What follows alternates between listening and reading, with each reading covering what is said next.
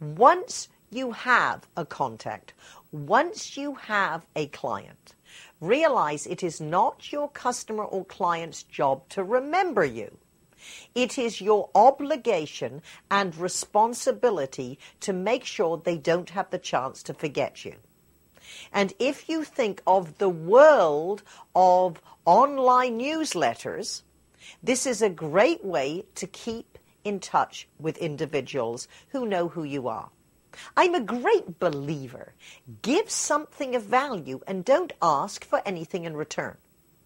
If you have or want to develop an online newsletter or e-zine, this is a great way to give something interesting of value to keep in touch with your list. And anyone else who wants to be on it, they can sign up for your website.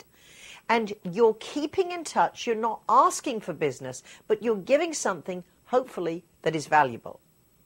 So as I say to my audiences and my clients, I'll put you on my email newsletter if you like. It's not too long, not too often, not too commercial, and we can keep in touch.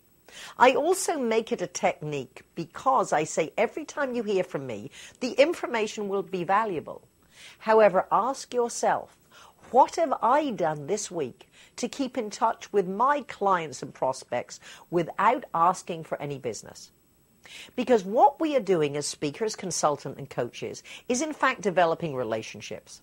And if you think your friends or your associates, if you had someone call you who always wanted a favor or to borrow money or to borrow the card or want a reference, would they be your favorite person? Of course not. You want to develop a relationship with people that is give and take. And if the only time your clients and prospects hear from you is when you're asking for business, it's not going to be a relationship. However, if you keep giving something of value, then when the time is right, and that is the magic of technology, you don't know when the time is right. Because I could regale you with examples of clients who send me an email after just getting my online newsletter and saying things like, Patricia, I have enjoyed getting your online newsletter for the last 3 years since you spoke for us. I have a stack of DVDs because we're having that same meeting again in a month. We don't normally hire a speaker a second time, but our group loved you. Are you available? You see, it's easier to book a speaker they know than it is to go through the pile of DVDs. And you never know when your communication is going to get to them on the right day. Now, this might be letters, it might be articles, it could be in the form of a fax or a letter or online. So remember, it is your job to keep in touch and give something of value. As we're talking about developing relationships, let's look at professional friends or strategic alliances. Again, look at what you learned from business you were in before. For example, when I had the men's hairstyling business, one of my professional friends was a man called Alan White. He owned a store called The Right Shop. This was a store that sold high-end shoes and made custom-made suits for gentlemen.